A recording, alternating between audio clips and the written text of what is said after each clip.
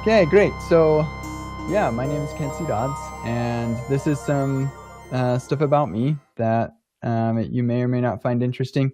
I do have a link to my slides that I'll share in the meetup or something, but it's kcd.im/beginner AST slides, so that you can find out what all this stuff is all about. And yeah, so we'll dive right in. So I like to start out my talk with expectations so that you can get on Twitter if this isn't interesting to you right away. I don't want to waste any of your time. So yeah, I'm going to give you a basic intro to the concept of ASTs and a kind of a practical demo of how to use ASTs. It's not so much of a demo as it is just showing you some code and some examples because I don't have a whole lot of time. So yeah, I'll just give you some idea. And then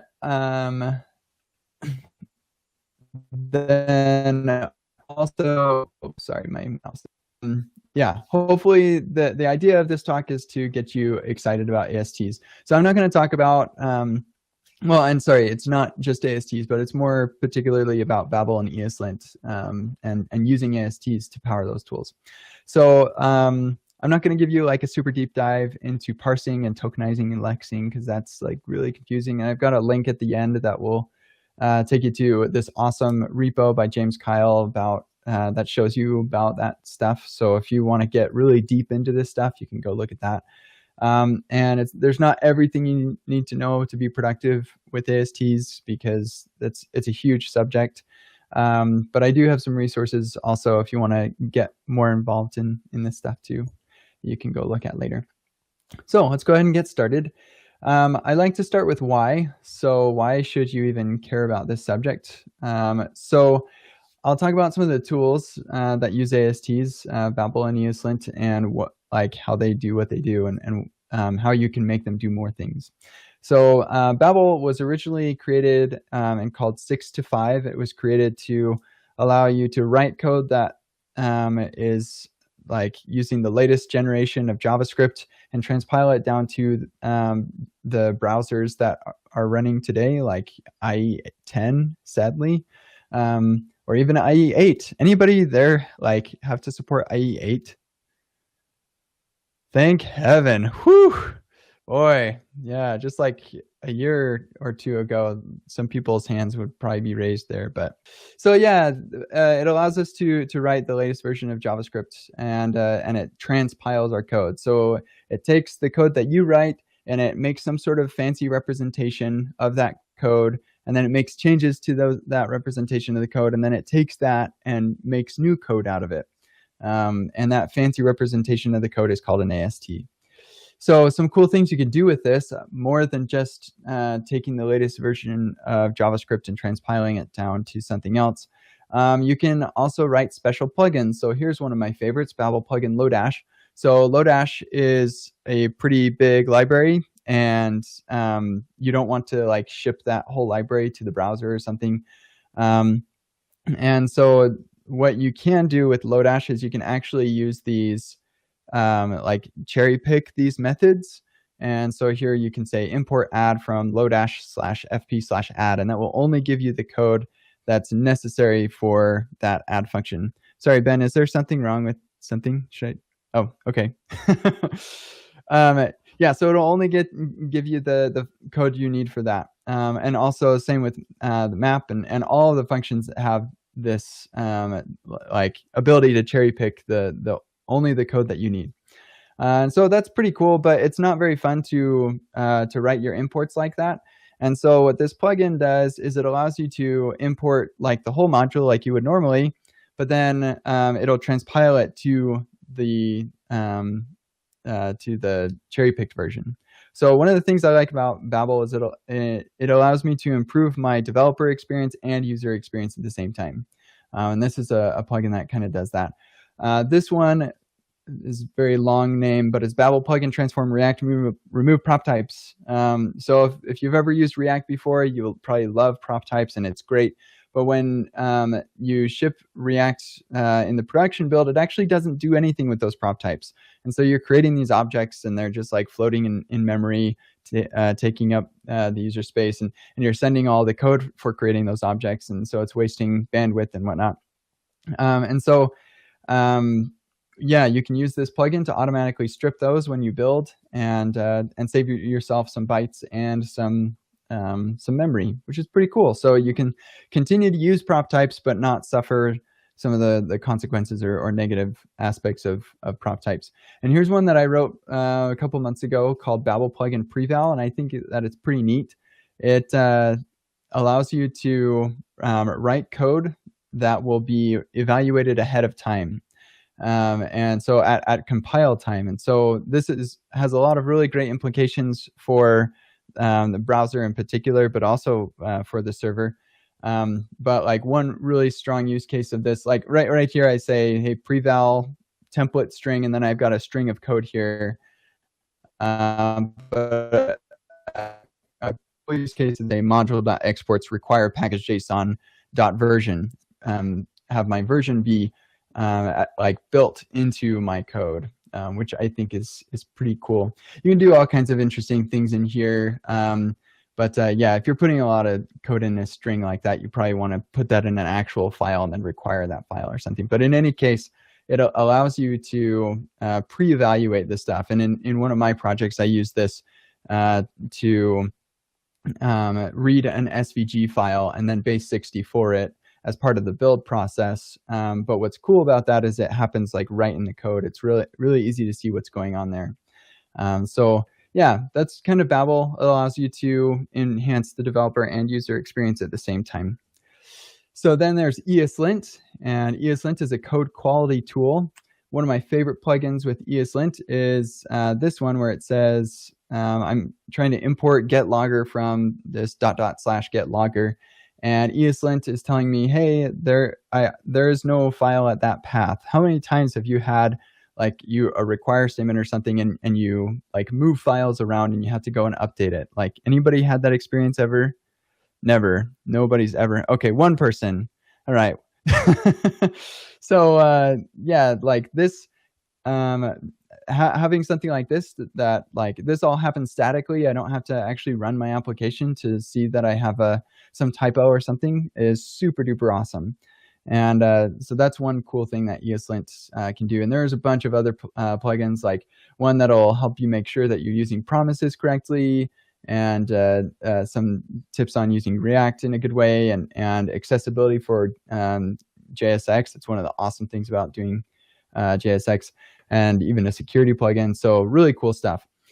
And then one last thing that I love about or love to use with ASTs is to write code mods. And so I don't care how good your regex skills are, they are not as good as writing a code mod to migrate your code from one thing to another. And so you can use basically you can write a Babel plugin that you run on your code one time, and then save the result to and like commit the result to migrate things really quickly. So like the entire React ecosystem can upgrade their versions of React pretty seamlessly for the most part, because code mods exist. And the way that lots of code mods are written is with a tool called JS Code Shift, but I never found that tool to be very easy to use. So I just use a Babel plugin, and it's awesome. So I'll hopefully be able to give you a demo of that today. So there are a couple code mod examples here. So there's Jest code mods and Ava code mods to like migrate from one testing framework to another, which is pretty cool. The React code mods, they've got a whole bunch in there to help you like migrate and upgrade your version of React. There's this 5 to 6 code mod it's like 6 to 5 in reverse. So it'll take your ES5 code and upgrade it to ES6. So if it sees you doing like a class-like pattern, then it's gonna code mod it over to a class, which I think is pretty neat. So code mods are another reason why ASTs are awesome. So yeah, let's talk about what an AST is. So we've got some code here, and this code is like for human beings to read and understand. We've got this unique random array thing that we're requiring, and this transformer names thing that we are getting from some JSON. So yeah, we have all these variable names that are useful for us as we're writing this code, but the computer actually doesn't care what that variable name is at all. Like this could be A and this could be B. This is like the basic idea around an uglifier or a minifier, is that it can take these variable names, make them really small because the computer doesn't care. And so what the computer does actually is it takes this code and it parses it, lexes it, and does all this weird stuff to it, and it turns it into some representation. And in our case, we're representing this as a JavaScript object, and it's huge to represent this amount of code, but it gives us a lot of information about. And the fact that you can't see this, it doesn't matter. Just know that it's like this JavaScript object that represents the program, because yeah, it's big.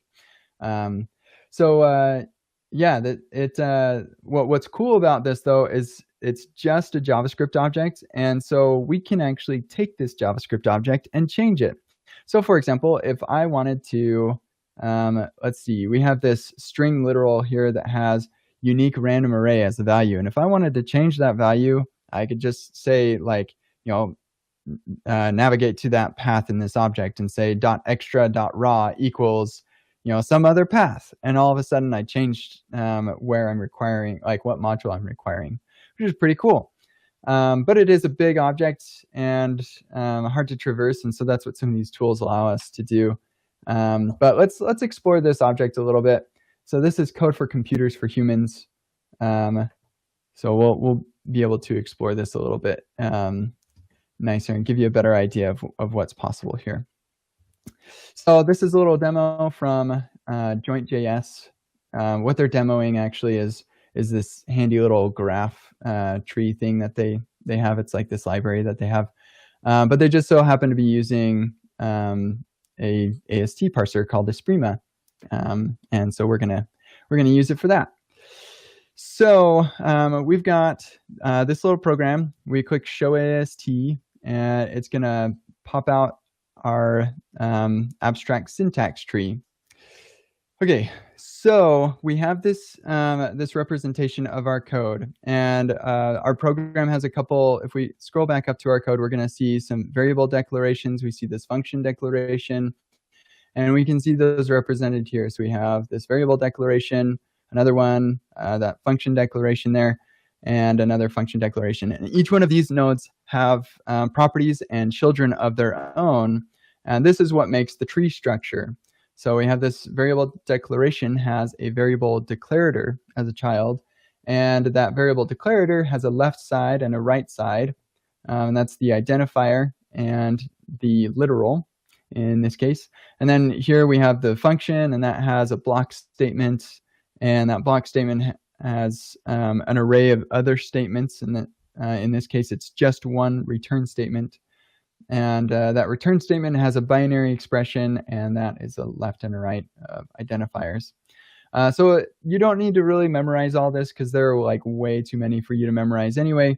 But there are a bunch of different node types that we can explore and experiment with. Yeah, I was going to show our new AST that we just created from our program that has just a couple lines of code. Or one line of code, but a couple declarations. So we have a program that's pretty simple, a couple variable declarations, but it's actually just one variable declaration that consists of two variable declarators. And so that's what I want to just kind of drill into your mind, is that every tiny bit of your program can be represented by a node of some kind. I am going to show you another tool here in a second that will make it easy for you to identify what kind of node what kind of node type represents any given code. So this tool is pretty cool, but it is still kind of limited. So we're going to look at some other tool. Okay, so and that tool is called Ast Explorer, and it is totally amazing. It's one of the most enabling technologies of our age, at least as far as ASTs go. So it's astexplorer.net, and here you can just paste in any arbitrary JavaScript code that you want, and that's your editor on the left, and then on the right side is the AST representation of the code on the left. And so Yeah, Hangouts is starting to act up on me too. Yikes. I live stream regularly. This doesn't happen normally. I don't know what's going on. So I'm sorry. But yeah, we've got this. As I like hover over on things on the right, it will highlight things on the left. And as I click on things on the left, it'll auto focus on things on the right. And so it's really cool. I can come in here, and if there's some JavaScript code that I'm not familiar with or whatever, I can paste it into this thing, and it'll tell me what these node types are. And then I can go Google, okay, what is a JavaScript identifier? And I can go learn about what a JavaScript identifier is, which is pretty rad, I think. And so that's one of the things that I love about working with ASTs is it teaches me the language better. I learn what like these different things are called. And I realize, oh, import statements are not like that destructuring looking like thing. So like here, if I were to destructure something out of this unique random array, like I pull out hi from that thing, that's going to be an object property that's part of an object pattern. Oh, that's cool. I didn't know that's what that was called. It's an object pattern. I just called this like a destructuring thing. But then if I want to import, hey, from FS or something, never do that, but I'm doing it right now. But I can find out, oh, that's not actually anything like destructuring. This is actually called an import specifier. And so now I can learn about what the difference is between these two things that actually look alike, but they're not actually anything like one another. So yeah, you can learn JavaScript even better than you already do with ASTs. So with that under our belt, let's learn a little bit more about this tool. So this tool is actually a generic AST Explorer. So it supports a bunch of other languages, which I think is totally rad. And as part of those other languages that you can use, each language has one or more parsers that you can use. And so each parser is going to take that code that you have, and it's going to transform it or like parse it into an AST. And the AST might look a little bit different depending on the parser. And so like for the most part, they try to kind of standardize a little bit, but there's not really actually a standard for ASTs, at least for JavaScript, which is in some ways pretty unfortunate. But in any case, we have this Babel 7 parser, which is what is used by Babel version 7. And then one other really cool thing that we can do here is we can transform right in the browser. So I'm going to say I want to use a Babel version 7 transformer, and it'll give me a default one out of the box. It pops up this little thing at the bottom, and on the bottom left is where I can write my transformer, and on the bottom right is the result. And so the default one that it gives me just takes every single identifier node and reverses it. So instead of, hey, this is yeah, and instead of hi, it's eh. Yeah, so that's kind of useless, but kind of also interesting. What I think is like, it always impresses me about working with ASTs is that it's never wrong. It's like it always finds the identifiers. It's not reversing these strings. It's not reversing the const declaration here. It just finds the identifiers, which I think is pretty rad. So with a little bit of time that I have left, I'm just going to show you a couple examples of some plugins that I've written.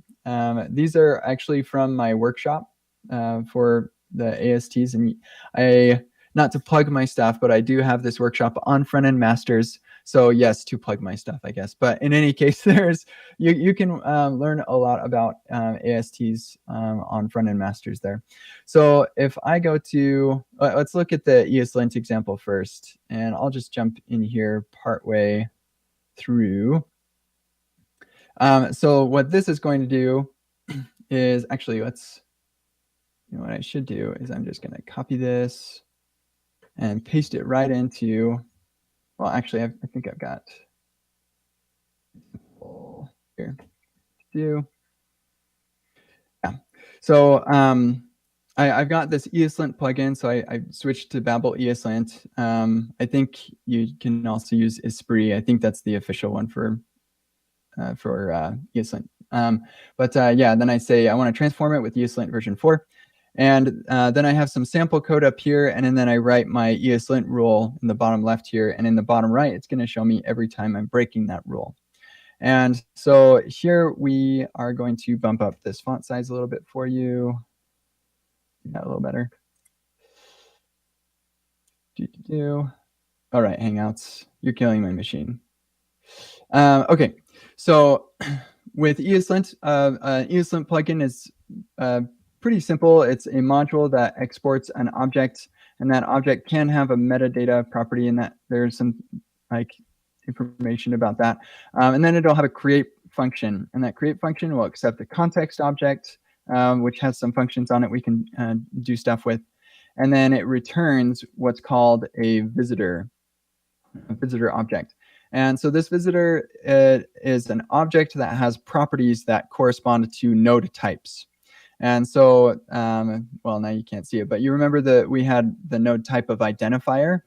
And so we could also have like that object property or import specifier, whatever node type it is, you just have a property that is that node type. And as ESLint traverses the AST, it's going to go through and find all of these different nodes. And it says, oh, I found an identifier, and I've got a plugin that's interested in identifiers. So I'm going to call that function that you provided for me with this node, and then you can do whatever you want with it. In the case of ESLint, it's only really interested in statically analyzing the code. And so you're not going to be making any changes. You're just going to be inspecting it, seeing if it's breaking a rule or something, and then you can do something with context. So let's see what we're doing here. So here we determine whether or not we're making a call to console, and here we're trying to disallow the use of console. And so there are lots of identifiers throughout your program. I'm looking for the ones that are called console, and they're making a function call that is not allowed. So I've got this looks like function that you can look at later, but it basically says, does this node look like this object? Because again, these nodes are just JavaScript objects. And so I'm saying, okay, so does this node have a name that is console? And does its parent have a type of member expression, and that parent node has a property with a name, and then where the value is any of those disallowed methods. So if some of this is going over your head, that's okay. Because like I'm kind of limited on my time anyway. But there is a recording of me doing this, like the full length talk that like builds this up, and you can watch that. I can give you a link to that. But I think the important thing to take away from here is with ESLint, you take the node that you've been given and you inspect it to determine whether or not it resembles code that is against the rule that you're trying to lint against. And so in our case, if it's not a console call, then we don't care about it.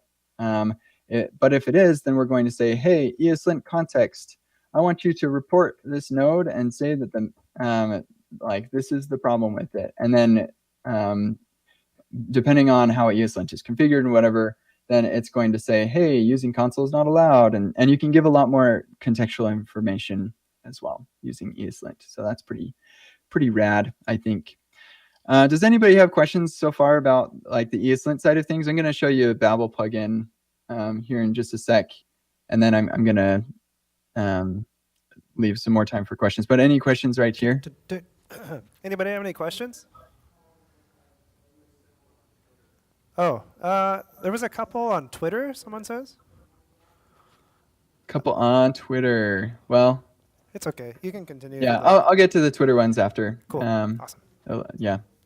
Okay, cool. So unfortunately, like I was looking at the Babel plugin one, and I'm pretty sure that I didn't write this code. So I don't know how that link got happened. I don't know where this came from. So I'm going to show you a different one instead that I think is also quite interesting. So this one is called Captain's Log, and we'll just do version 2 here real quick. So here, let me paste this in. And then we'll have console.log hi, and then a function foo that has console.log hey. And so what's cool about this this plugin is that it's going to take anywhere it sees console log, and it's going to add as a first parameter the row and column where that console appeared in the source code, which would be pretty handy, right? Because you like uglify your code, or like it gets transpiled in some way, and now all of your console logs are in the wrong place or whatever. And so also, if it's inside of a function, it's going to prefix that with the function name. So that's kind of handy too. There are cooler Babel plugins that do even more things with console log that you should check out. Yeah, this one's kind of fun. So let's take a look at how you do Babel plugins. So with ESLint, you do this module exports this object, and then that object has a create function that receives a context with, and then it returns your visitor. With Babel plugins, it's a little bit less stuff. So you just export a function, and that accepts Babel, and that argument is the exact same thing as if you were to require Babel core. So it's just kind of a convenience. And then what you return is an object that has a visitor property. And that visitor property is going to be your visitor object. So this follows the same visitor pattern that ESLint does. The properties are going to be the type of node that you want to inspect or manipulate in some way. And then the value is going to be a function that accepts a path to that node. So that's another difference with ESLint and Babel. Is with ESLint, you're going to be accepting a node that you can inspect, whereas with Babel, because you're making changes, you're not just inspecting things. You actually can make changes to the AST. You get this path object that has a bunch of methods on it to make the changes on the node. So the path has a .node property on it that is exactly the same as the node that you get when you're doing ESLint, but then the path also has some functions you can call on it. So we're doing the same kind of thing with this looks like function. So we say the path looks like this object. The path is going to have a node property, and that node is going to have a callee, and then it's going to be a type member expression, and the object is console. And you can look at these node things a little bit deeper, but the basic idea here is I want to find anytime there's a console dot something call expression. So anytime somebody's doing console dot and then parentheses, that's what this looks like thing is all doing. I should probably give that a variable name because this if statement is weird looking. But in any case, we've got if it doesn't look like that, then it's not a console.log or a console.error info or whatever. So we'll just exit early and return. Otherwise, we'll continue through here, and we'll create this prefix variable. We're going to say, hey, path, I want you to find somewhere up the AST tree, I want you to find something that is a function declaration. So that would be, in this case right here, we have a console log, and it's going to say, okay, I'm right here, and I'm going to look up further up the AST to see if I can find a function declaration. And if I do, then I'm going to add that to my to what I prefix the console log with. So in this case, I don't. So that if statement does it's like, oh, there's no parent function. But in this case, I have a parent function. I'm going to say, hey, parent function, give me your node, because this is a parent function path. Give me the node, give me the ID, which is an identifier, and then the name of that identifier. And so in this case, that's going to be foo, and I add that to my prefix. And so then I get the start of the that's the start of my node. And so that would be right here where that C is. So that's yeah, that gives me this start line and column. So start is an object that has line and column. So whatever. Just looking at JavaScript object things. And then I add that to my prefix thing. And then here's where I'm actually manipulating the AST. So I'm actually not using one of the path methods to manipulate the AST, which is kind of rad actually. I can just, this is a totally manipulatable object. So immutability, you toss out the window when you're working with ASTs, and you just mess up your AST all over the place. And in this case, I'm saying, hey, this call expression path node, I'm going to get that call expression. I'm going to take the arguments of that call expression, and I'm going to unshift. So put that argument is going to be an array. So I'm going to put an item at the front of the array, and I'm going to add a new node that I'm going to create. And this T thing is something that I get from Babel. It's Babel types. And so I say, hey, Babel types, create me a new string literal. And I want it to be the value of that string literal to be my prefix. And I'm going to trim it so that it doesn't have extra spaces. And so then it sticks that node at the front of the arguments. And then when Babel reprints it, it's going to say, oh, you have a node here. So I'm going to stick that right there when it prints out my code, which I think is pretty neat, pretty legit. And then you can see how you could do even more cool things with this. So if I were to say const arrow is an arrow function, then I say console.log hi, then I want to be able to do the same thing with this arrow function. I want to say, oh, okay, well, the name of this arrow function is clearly arrow. And so I could put arrow inside of that. And so like you can build this up to be more robust. And we actually do in the workshop. And so you can go check that out later to see how you accomplish that. But what's cool about this is you take this object, you make any manipulations to it that you want to, and then Babel will print it out perfectly in nice, like, perfect syntax. Anyone have any questions while we're doing this? Sorry that like all the technology doesn't work for me. Hey man, it's the future. That's so weird. No, it was great. It was awesome. We really enjoyed it, and we're really thankful that you can be here. Any questions that people posted Twitter questions, I think, right? Yeah, one maybe. Sorry, I can't hear you super well. Were you saying you want me to look at some of the Twitter questions? I think there was one question on Twitter. Yeah, okay. So Babel is a great tool, but is there a timeline for V8 engine browsers where we don't need to transpile down to ES5? Yeah, that's a good question. So I think that you don't have to transpile down to ES5 today if you only really support people on evergreen browsers. Like Chrome supports all of ES6 basically. Safari does, Firefox does, the latest versions of all these browsers do, Edge does, but most of us do have to support older browsers. So for as long as we have to support these older browsers, if we actually want to use these latest features, then we are going to want to use Babel. The other thing is, I don't expect that I'm ever going to remove Babel from my pipeline. I would be very surprised if I did, because of all the other things that I get from Babel. Babel can also strip away flow type checks or annotations. And so if you're using flow, then like you just have to use Babel, basically. And like there are a lot of other reasons to use Babel. I like some of the Babel plugins that I showed earlier, the preval thing and the Lodash thing. So there are just too many reasons to continue using Babel for me to ever remove it from my tool chain. And Babel integrates seamlessly with all of my other tools, so I don't see myself ever really pulling it out of my toolchain. And there will always be features that JavaScript is pushing that you might want to try out or use that the browsers don't currently support.